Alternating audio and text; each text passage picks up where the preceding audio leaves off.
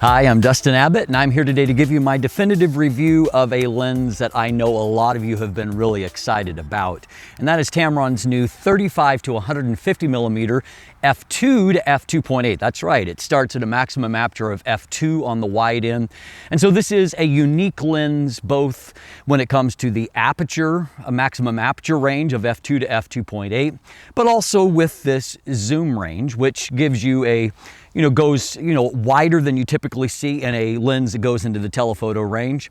And so it's a really unique lens in terms of the combination of the focal length and the maximum aperture combination.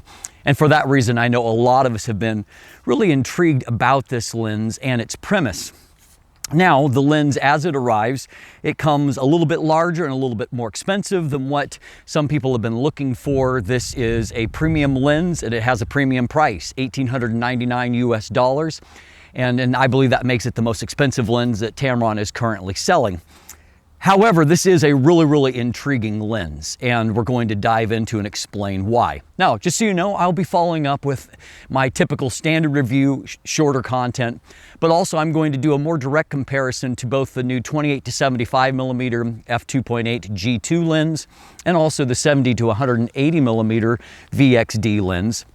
And so you can see, whether or not this lens could actually be a replacement for them, because that's really what's kind of appealed to me in my mind, is the idea. For example, I've shot a lot of weddings with a combination of a 24-70mm zoom and a 70-200mm zoom.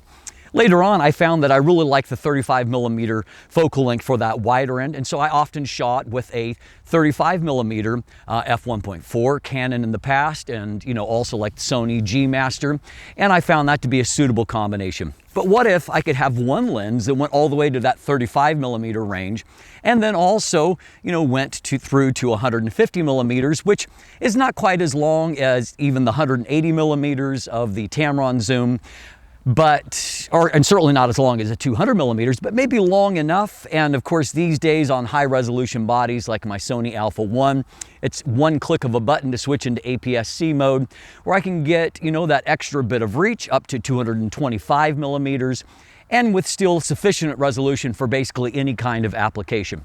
So I was intrigued by the idea for landscapes of being able to go from 35mm like this to 150mm like this. And then of course for portraits, from going from that 35mm wide angle look to a telephoto 150mm look. A very intriguing thought. And so today we're going to dive in deep and see if this lens lives up to the premise, to, if what we see on paper lives up in the real world.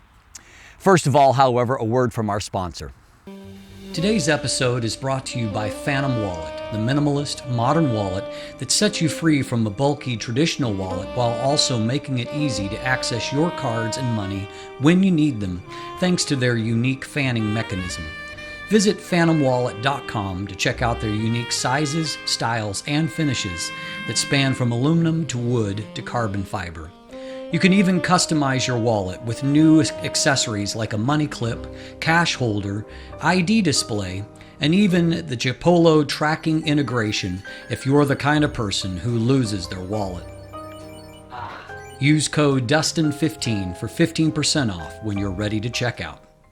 So we're going to dive in and we're going to take a closer look at the build and handling. As noted, this is a premium lens, but Tamron has made it premium in terms of its functionality as well, with a whole lot more function and design here than what we have seen previously. So let's take a closer look at that.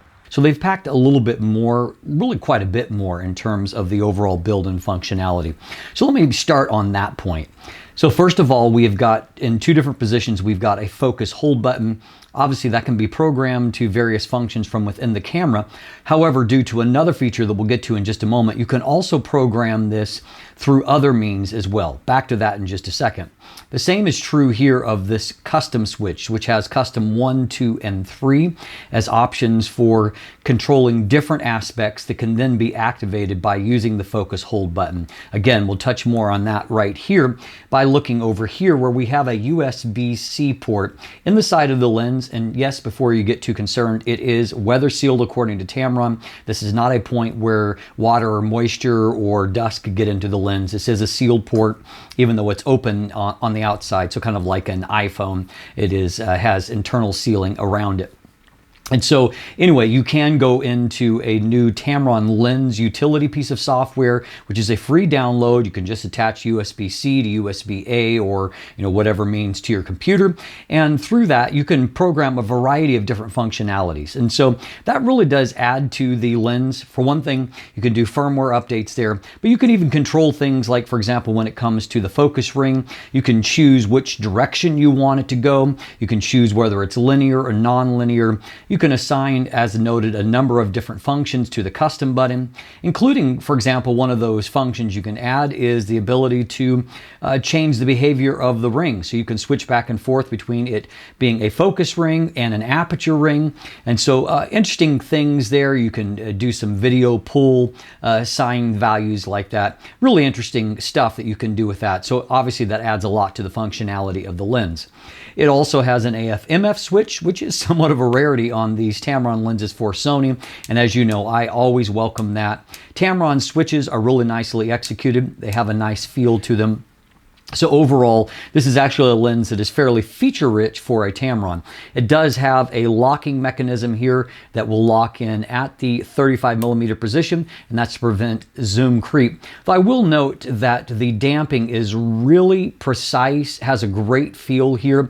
It's not super light, so it's not going to feel like an internally zooming lens, but it does have a great deal of precision. It feels very quality, well engineered. So I actually do really like that. You can see we have about a 4.5 centimeter extension when it is fully extended at the 150mm position, and obviously retracted at the 35mm position. Another deviation from the norm here on Tamron is that we don't have a 67mm front filter thread. Now that would have been impossible with a lens engineered like this. So we have an 82mm front filter thread, much larger, but still a common one and easy to pick up filters for there as well. The included lens hood does have a locking button here. You can see that the lens hood itself is actually relatively shallow if you look at the overall length of the lens, so it doesn't add a ton to the overall length of the lens. Now, once again, we have a thorough weather sealing suite here. We have a thick gasket here, and then we have about 10 other seal points inside at the rings, at the switches, as noted at the USB-C port. Up front, we have a flooring coating on the front element that helps to resist fingerprints and also helps with that overall weather sealing. There's also a fresh design here as far as the visual aesthetics. It does look like a familiar Tamron lens, but they've added some sculpting into it and some areas that really do have a nice feel ergonomically. And so in the hand, I actually find that the lens feels really nice, and that is helped by this. There's also a new finish here that is both glossier but also more resistant to not only fingerprints but also to scratching and abrasion. And so that is a welcome change as well. I find that as a byproduct, the lens does feel a little more metal. Whether that's perceptual or real, I don't know. Now, a couple of critiques here that I will point out. First of all, the zoom ring, of course, as noted, is the closest to the lens. Now, typically zoom rings are the wider of the two, and so as a byproduct, I tend to reach for the wider ring, which is actually the focus ring, to do the zooming. And part of the reason for that is that on a number of other Tamron zooms, including the two that I'm reviewing at the moment, the 18-300 and the 28-75 G2, this is where the zoom ring is. And so I find going back and forth, I keep reaching for the wrong ring. A little bit of an annoyance, though obviously if you're using this lens solely, you wouldn't be running into that problem. Another objection that some people have had to this design is due to the fact that it is quite big and large and heavy, as we'll get to in just a second. They think that there should have been an inclusion of a tripod collar. I understand the reasons to not include it. It does add bulk and weight to the lens, but I did note, particularly when I was doing my actual chart testing and when the lens was zoomed out, there I go again, grabbing the wrong ring. You get it out here, it's a big glass element at the front, so there's more weight out front. So I did find that I had a little bit of a creep in my tripod, and I had to adjust for that and make sure to lock down everything nice and tight when I was actually shooting those tests. So, I mean, you may miss that. I suspect that there's probably some kind of third-party aftermarket solution you might be able to purchase, but Tamron has elected to not include that. Another thing they chose to not include is their VC, or vibration compensation, their optical stabilizer. And obviously they're depending on the camera's in-body image stabilization to handle that. Again, that's a decision that you either will agree or disagree with. I find that, you know, IBIS is getting better and better, so I don't miss it all that much. I'm talking about lens stabilization, and of course, had they included it, the lens would have been larger and heavier still. And as noted, it is large and heavy. Relative to, for example, the 70 to 180 millimeter, the new 35 to 150 is both longer, it's definitely wider in diameter, and it is heavier. Just to give you a little bit of perspective, this new lens is 89.2 millimeters in diameter, and that is relative to 81 millimeters for the 70 to 180. Their length is fairly close. It's 158 millimeters compared to 149 millimeters, but the weight is definitely much heavier on this. It's 1,165 grams versus 810 grams. I didn't actually find, I mean, the lens does feel heavy, no question about it, but I didn't find the weight to be onerous. You know, I think of this lens really as being a replacement in many settings, for example, in shooting an event, for actually carrying two cameras with two lenses. And so in that sense, it seems like an improvement, but certainly there is some weight to it. We have 9 rounded aperture blades inside, and it does a good job through f5.6, or f4, I should say, of keeping a circular shape at the wide end, f5.6 on the telephoto end. After that, you do start to see the aperture blades a bit. Like many recent Tamron zooms, we have a different minimum focus distance for the wide end as compared to the telephoto end. So on the wide end, it is 33 centimeters, 13 inches, and then 85 centimeters, or a little over 33 inches on the telephoto end. In this case, however, there isn't a huge difference between the magnification level. It's 0.18 times on the wide end, 0.17 times on the telephoto end. So as you can see, it's not a radical difference. It's a little bit sharper, I found, for close-ups on the wide end, but the advantage on the telephoto end is you get a more compressed background, a creamier looking background. So of course, you're going to have to choose what your preference is. At the end of the day, however, this is definitely a premium lens in terms of its field, its build, and it handles really nice despite its bulk and weight. One other thing that's worth noting is that they have done a redesign with this in the 28-75 G2. They've done a redesign of the rear lens cap, making it slimmer, more in line with kind of the Sony aesthetic, which this is a lens designed for Sony full-frame mirrorless, you know, as opposed to their older lens cap, which was kind of a carryover from the design that we saw, you know, more likely on their DSLR mounts. And so I do like that design, and I really do like the additional functionality that comes through this USB port and the ability to customize performance of the lens. These are all genuinely useful additions to this lineup. So while yes, it is a fairly heavy lens, but it's not onerously so. It's a larger lens, but again, not ridiculously so. So I really do like what we have got here. So let's talk about autofocus. As noted, it has a VXD focus motor, and very often, you know, lenses that have big elements, this has got 82 millimeters up front because there are some big glass elements to help to make the magic happen. And so of course that puts a lot of additional stress on the autofocus system. Let's take a look to see if Tamron was able to solve that with their VXD focus motor. So Tamron has equipped the 35 to 150 VXD with its VXD, which is Voice Coil Extreme Torque Drive, is what VXD stands for. What that is a high-powered linear motor. This is, I think, the 5th lens that I have seen this applied in. And so this is basically Tamron's top-tier focus motor. And so it is designed to give the maximum amount of torque that is needed for a lens like this that has very large elements as a part of it. And so to have great autofocus in a lens like this, you really need a powerful focus system, which the VXD seems to provide in appropriate levels. I really don't have any complaints at all when it comes to autofocus during my review period. It didn't seem to matter what I was out shooting. I got good, well-focused, accurate results. Autofocus is quick, it is quiet, and that is true regardless of where I'm shooting in the focal range. I find with some lenses, they're fast enough on the wide end, but when you get into telephoto, it slows down. The VXD motor seems to provide enough torque that that is not a problem. And so even when you're shooting at the longer end, autofocus is pretty close to instantaneous, which of course is fantastic. IAF seems to work very, very well. And so when it came to shooting portraits, I had no problem with locking right on and getting well-focused portrait results. I also found if I was shooting pet IAF that I was able to get accurately focused results on our dog.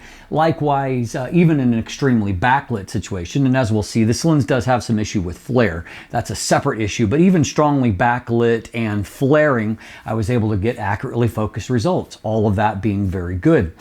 I also had an opportunity, while I didn't really test it for high-speed action, and I'm not entirely convinced that's really the primary purpose of this lens, though the focal length does make it tempting as, say, for example, a basketball or volleyball, badminton, these kind of court-based sports. It does get a little bit tempting for that in terms of that focal range.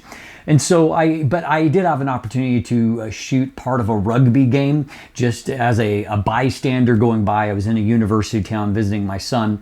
And so I was able to track action with no problem and get some good action shots. So I wasn't really close up on the action, and 150 millimeters isn't really long enough for a focal length for that kind of a sports activity. Still, for that, at least that kind of application, I had no problems in tracking that action. Also, when it came to video purposes, I'm actually filming on it right now just to give you a sense of how it does in terms of tracking my face, consistency of my eye, make sure there's no pulsing or anything like that. But when I did focus pulls, they were nice and smooth and accurate. No problems there. You will see a bit of focus breathing, probably what I would call an average amount. It's neither exceptional nor very poor when it comes to focus breathing. Beyond that, I also had good results as I approached the camera, and it tracked, my eye as I approached there. And so, again, a very mannerly, effective focus system. Now, I suspect that if you put it to the ultimate torture test when it comes to tracking fast action, it's probably not going to be up to the level of a dedicated sports lens. It has really probably too much of a zoom range for that. But I think that for most kind of casual sports action, it's going to work just fine. And as I said, I think in certain applications and for certain sports, it could be an appealing option, particularly with that larger maximum aperture.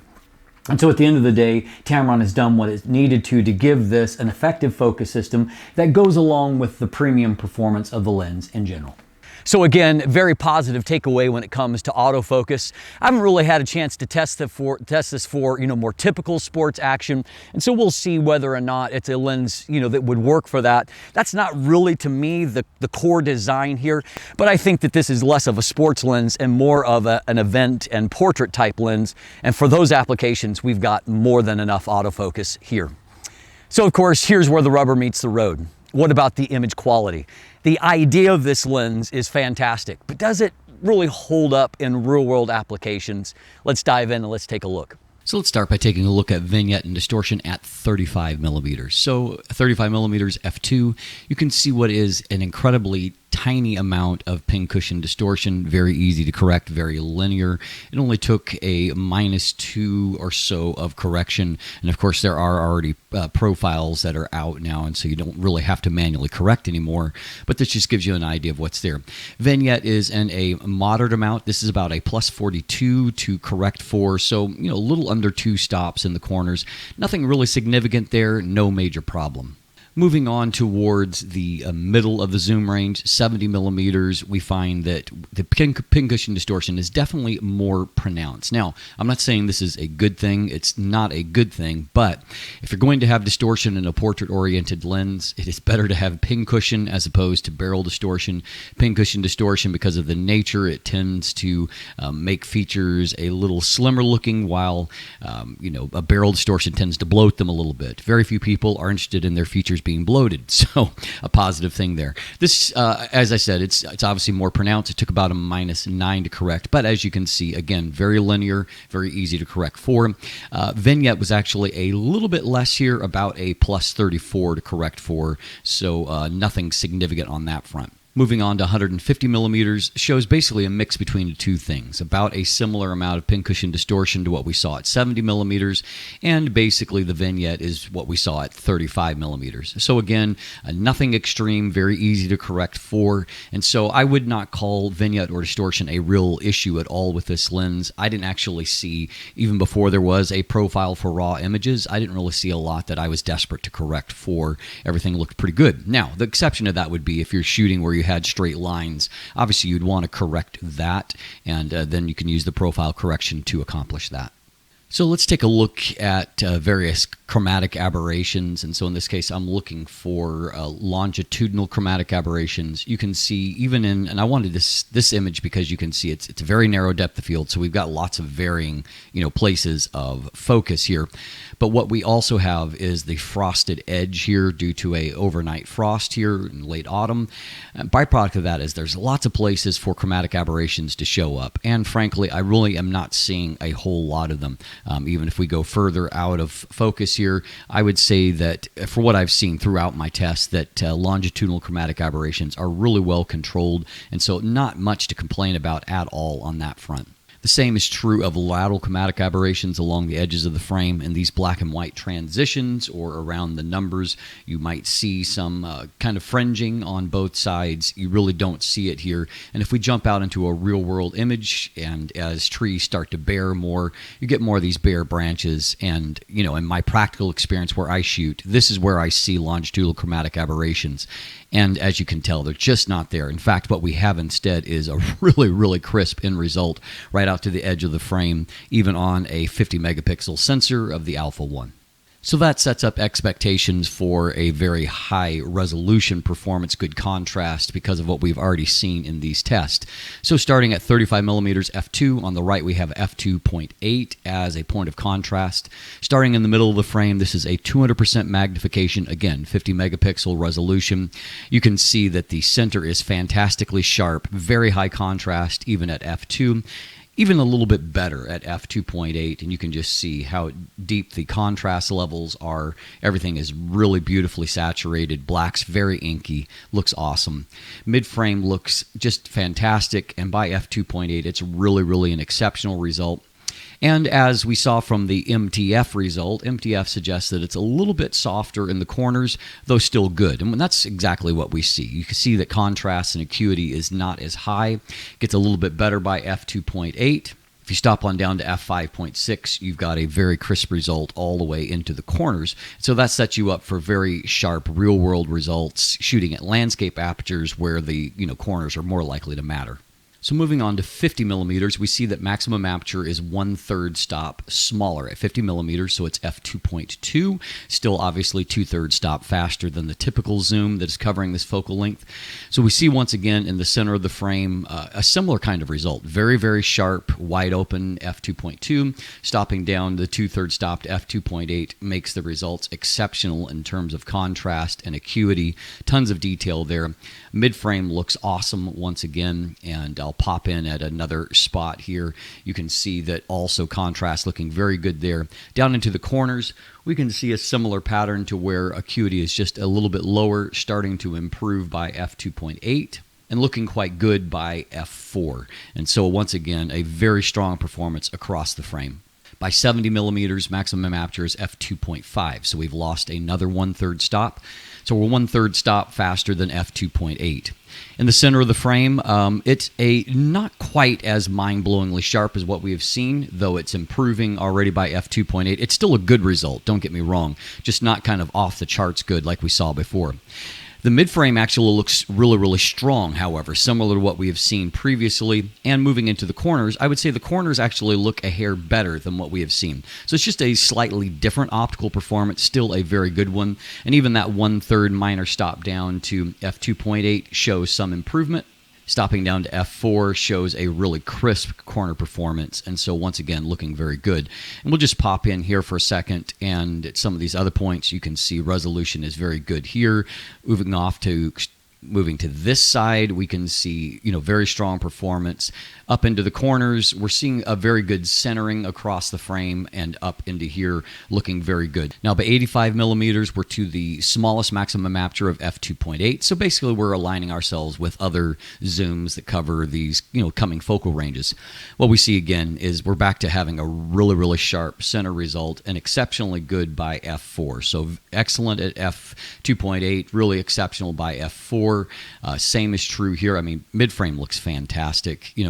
Throughout the sweet spot of portraiture, this lens is just fantastically sharp, very, very usable in that sense. And we can see that the corner result looks very, very good as well, resolving very nicely with a little bit more contrast at f4 on tap. 100 millimeters now, and we can see that we are not dropping off. Resolution is still very good in the center of the frame, and better still by f4. In the mid-frame, results continue to look really, really excellent. And down into the corners, maybe a little bit softer here in the corner at f2.8, looking pretty good again by f4, however, with contrast improving there. And so how about at the end of the zoom range? This is where sometimes lenses fall apart, but fortunately that is not the case here. We can see that it looks fantastically sharp here in the center of the frame at f2.8, and I mean, just maybe best still at f4. I mean, to where it is just really, really amazingly sharp. Mid-frame looks awesome, and even right into the corners look exceptional. Now, this is obviously really important because this is where you're going to be doing a lot of your probably telephoto, portrait type work. So the fact that this is so amazingly sharp here is extremely useful. This shot, I thought, kind of shows off the beauty of this focal length and aperture combination, so 150 millimeters. And so you can see there's nice, defocused foreground and then background, but this kind of lone student sitting out near the water, you can see how crisp it is on them. And so it makes for a compelling image. And that's kind of the, the beauty of this whole zoom range in general. Now, for those of you interested in minimum aperture, this is being a variable aperture zoom range at 35 millimeters. Maximum or minimum aperture is f16, and then it rotates here to f22 once you hit f2.8 as the maximum aperture. As is typically the case on high-resolution camera bodies these days, diffraction really does play havoc with lenses near their minimum aperture, and so you can see that it is much softer, much less contrast at f22 versus f2.8. And so, as I typically recommend, I avoid aperture smaller than f11 where at all possible, and I recommend that you do the same. So obviously this is a really, really useful zoom range, and so we go from as wide as this, and we can punch in as much as that. And as we have just seen, the beauty is that you see really crisp detail here at 35 millimeters, and at 150 millimeters you see very crisp detail throughout the, throughout really the whole image. It's nice and sharp, and we see that that's true whether you're at 35 millimeters or you're at 150 millimeters. And again, here's your advantage for portrait work. I mean, I'm standing in the same spot, shooting at 35 millimeters, and then shooting the same shot at 150 millimeters. And so, once again, very crisp at 35 millimeters, and very crisp at, if I can center it here, at 150 millimeters. And so that obviously is very useful. Think of all the creative options you've got for framing in between those two alternatives. So as noted in our hands-on section, we've got two different minimum focus distances. In this case, however, the amount of magnification is not radically different. It's about a 1 percentage point.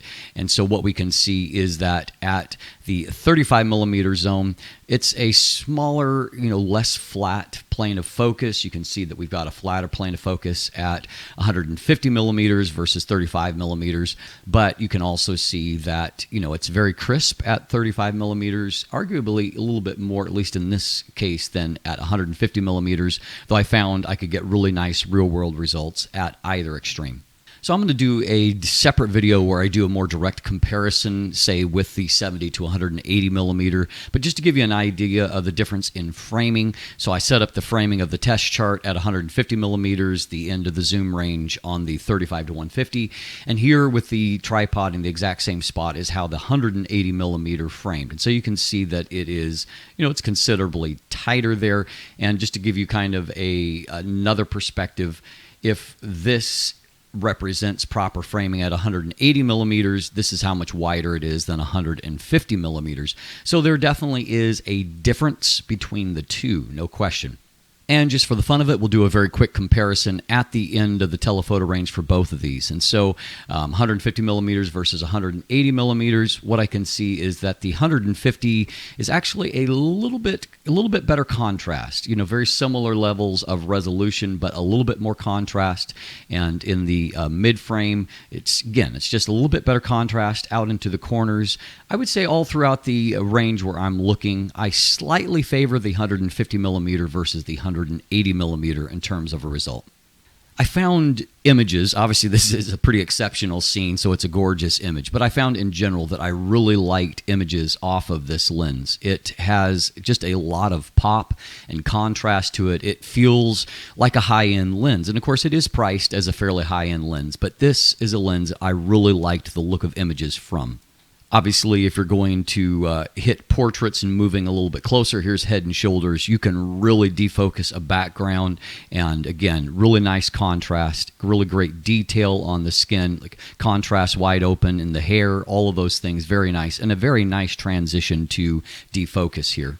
And even with the framing not quite as tight, I still liked the overall look of bokeh in my portrait shots. There's a little bit of that kind of swirl effect down here. I actually kind of like that for portrait work. And of course, bokeh is a subjective thing. You may not like it as well. But once again, it's a really crisp result. I found that the kind of three-dimensional quality of subjects in backgrounds looks quite good. And so again, I like the look of images. Now this lens does have a weakness, as you can see on display here, and that is in certain conditions it is quite flare prone. And so we see both the ghosting artifacts here, but we also see a generalized veiling and loss of contrast. Now I was shooting into a really challenging scene here, and so there's no question that the lens did not handle it well. Here's a similar scene where I was just kind of shooting these few dandelions that were sticking up, and so wanted to get the bokeh of the others that were catching the light, but you can see both the ghosting artifacts and then the generalized veiling of the scene. You're going to need to be careful about how you compose with that. And then other situations where I was a little bit wider, for example, here, this is very bright sunlight here, the same kind of sun, but I'm not seeing the same kind of, artifact or veiling. So it did kind of depend on the positioning of the sun here right outside the frame, and obviously very bright sun, as you can see in the image itself. But in this case, the image is held up beautifully, and look at the contrast and the delineation there. It looks really fantastic. Here's another example where the sun is right in the frame, and you can see there is a bit of veiling here and a little bit of ghosting here. But in this case, I would call that an aesthetic result as opposed to a poor result. So again, you're going to have to be careful in composition, but that is really the one optical flaw that I can point to. The sunburst effect is, it's fairly nice. It looks fine. It's not exceptional or anything. And in this case, there's a tiny little ghosting artifact there, but overall, and I see a little something down here. Nothing really destructive to the image. And so again, it's about managing this flaw and maybe using it even to your advantage sometimes. Here's just another example of where I thought that the colors and the just generalized pop from the lens was just really, really good. The detail at a pixel level is fabulous. And just the general scene, the colors, it all looks really, really nice. I really do like the optics of this lens. Few quick bokeh scenes here. Obviously, if you're getting close to minimum focus, you can really get a creamy background, and so obviously that's an advantage to have. In this case, also close, where these are sticking up a little bit above the rest of the plant, and as a byproduct of that, I've got nice detail on my subject here, but you can see a nice transition to defocus, even though the background is not far away. The subject isolation is great, and then here, a little less extreme extreme in terms of blurring out the background, but you can just see what I mentioned about the kind of three-dimensional pop of the lens. This foreground subject really does stand out from the background, and that little bit of a swirl pattern to me, again, for portrait work in particular, I really like that look. Finally, one last test, and that's for coma. Here at 35mm f2, we can see that star points are, nice and crisp. It is a very sharp lens, so obviously that helps. Looks like Mars there, and so star points are crisp. I did find here that even though I think this is a 6-second exposure, 35mm is long enough. You do have to watch for star trails movement starting to show up more quickly, so keep that shutter speed a little bit faster. Towards the edge of the frame here, particularly right off into the corners, I can see just the beginning of some, coma effect in some of these stars where they're starting to grow, the wings there that you see. But in general, it's really not too bad. So again, just another useful application for this lens. Does a lot of things well. So to me, the overall takeaway here is a really, really positive one. We do have that one weakness when it comes to flare resistance, but there is a whole lot of positives to counterbalance that on the other end. And frankly, my kind of feeling towards this lens has been a little bit of a roller coaster. At first, it started off very high as I considered the premise that I mentioned in my introduction of what this lens could do, and maybe the idea of carrying one versus two lenses was certainly very, very intriguing. There was a few kind of early reviews that focused on some negatives, and so my interest waned a little bit. But I always like to reserve judgment until I test something for myself. And after my time of testing, my excitement for the lens steadily grew and grew throughout the process for two main reasons. Number one, I think that the lens does live up to the promise of that focal length and its versatility, or that zoom range and its versatility. Whereas, a 24 to 70mm lens has something like a 2.9 times zoom ratio, and a 70 to 200mm lens has something more like a 2.7 or 2.8 times zoom ratio. In this case, we've got a more than 4 times zoom ratio. So there were challenges there, but they've pulled it off. There's nothing that's extraordinarily bad. Distortion is not bad, and image quality is exceptional throughout the zoom range. So of course, they kind of lived up to, that promise, to where this is a genuinely useful lens throughout that zoom range. And then the second thing, and probably the most important thing, is that I really like the look of the images I was able to get with the lens. I like the sharpness that is there, which is great even at a pixel level on a high resolution body. I like the overall contrast and color, that kind of pop to images. And then the rendering, the bokeh is quite beautiful from the lens. And so as I look through the images that I took during my review period, I liked them, and I liked what I was able to accomplish with the lens. And so again, I'm back to very strongly considering the idea of consolidating my 28 to 75 and my 70 to 180mm into this one lens to use in place of those. Of course, as if you've watched my what's in my kit, you know that I've got lots of lenses to supplement a lens like this, but I can see this being the lens that I grab when I go to shoot an event, when I go to shoot a wedding, as the primary lens that I use, and then just kind of fill in around the edges with other type lenses. That makes it a very intriguing option. Even though at $1,900 US, it's an expensive lens, it does give you a whole lot of bang for your buck. I'm Dustin Abbott, and if you look in the description down below, you can find linkage to my full text review. I dive deep into this lens. It's worth taking a look if you prefer text reviews. Also linkage there to an image gallery, and I definitely recommend that you take a look at the photos. They kind of tell the story for themselves, I believe. And beyond that, there is buying links if you want to purchase one for yourself, linkage to follow myself or Craig on social media, linkage beyond that to purchase merchandise, become a patron, or sign up for my newsletter. And if you haven't already, please click that subscribe button right here on YouTube. Be sure to ring that bell so you get notifications when new content drops. Thanks for watching. Have a great day, and let the light in.